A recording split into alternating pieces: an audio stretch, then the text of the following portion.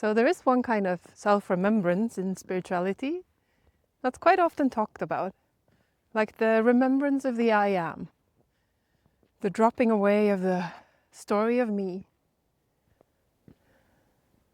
Who am I without my thoughts and without my emotions?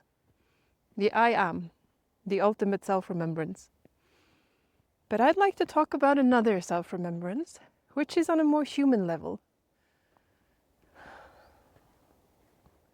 The self-remembrance of who am I when I stop pretending, when I stop allowing fear to rule my life, when I'm more interested in connecting with people than protecting myself from them,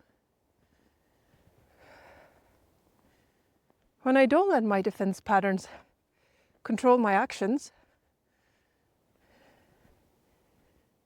remembering myself in every moment. Yeah. And for me, that has been quite a vulnerable path. Allowing people to see me when I don't have it all together. Being authentic. Not once I've healed all my all my wounds or all my slight dysfunctions to show up as a fully embodied person, but to show up anyway. To hold them in love, and to apologize when they cause hurt in other people.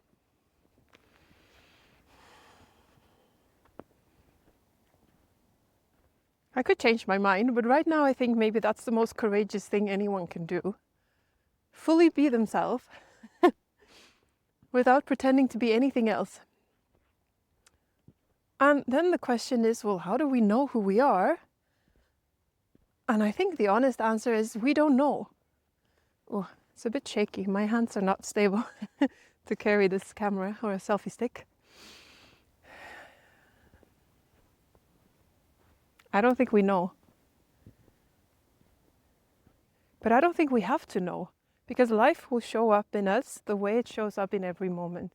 It's like an endless discovery of ourselves. Wherever we are, if we're in the grocery store, if we're at work, if we're meeting loved ones, we're just going about our day and life will manifest, whether we try to control it or ignore it or wash it clean with spirituality or adult insights. It will happen. Whoop! Oh, the snow is so deep here. Okay, let me sit down somewhere. Because the thing about life is that you don't get to rehearse before. Life just kind of puts you in a spot and you have to improvise. None of us has done this specific scenario before. And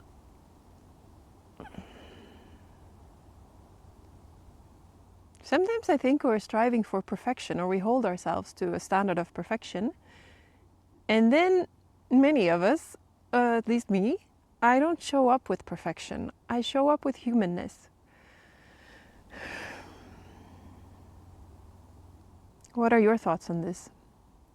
Do you allow yourself to be more you? So, where is this going, you might ask? Actually, I'm asking the same.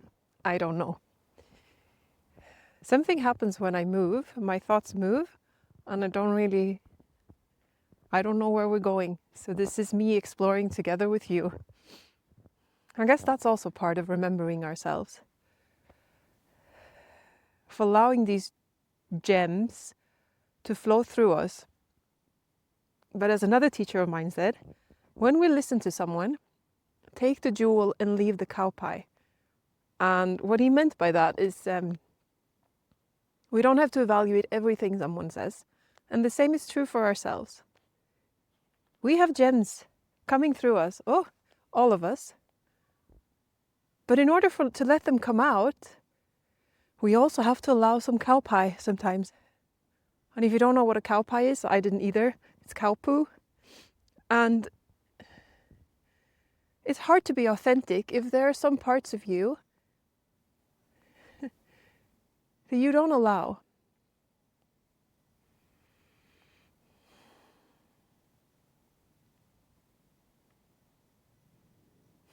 Almost sounds like a call for being a douchebag. And I guess in a way, yes, maybe we need to go to that extreme in order to take away being fake nice. But the thing is, when we have a choice, or when we get to know ourselves more and more, the douchiness, or at least from my own experience, usually comes from fear, from protection, from me not wanting to see something that's alive in me. Like I might act like a douchebag because I'm afraid of someone rejecting me. In romance or in friendship or in just general social behavior. Not opening the doors for me or something.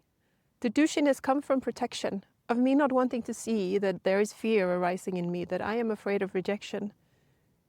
So the more I allow self-remembrance, and in a way that also means seeing my own limitations. If I have a choice, I don't want to act from judgment or defense.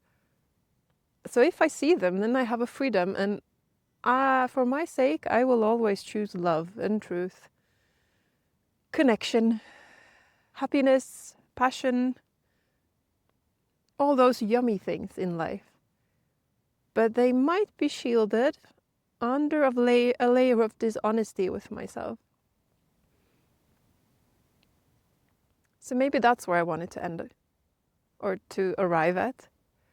The absolute importance to be honest with ourselves. And not to do it in a brutal way, as though we were in a court situation, but in a playful way. Where noticing myself isn't necessarily a threat. It's a joy. It's a little love dance with my defense mechanisms.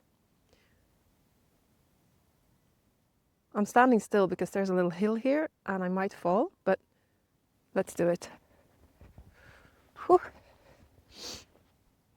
And I guess this ties back to where we started, of self-remembrance. Once you have noticed, or once you've realized that you're not your thoughts and you're not your emotions and you're not this little story of me, of Josephine, by the way, is my name, if you're new, warmly welcome.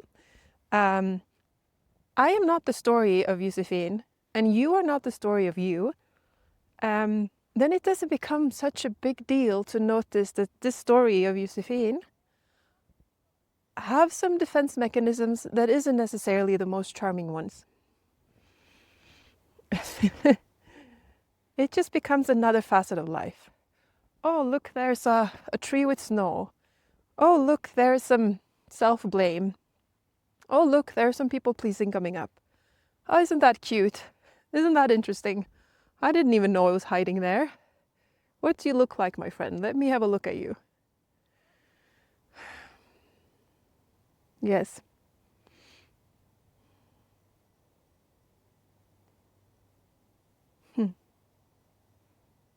Thank you for sharing this moment with me. I'm somehow going to find a way to come back home.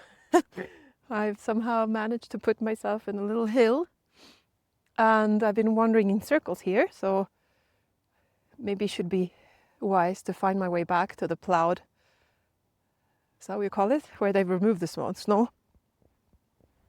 Okay, I hope to see you next time. Be well, my friend.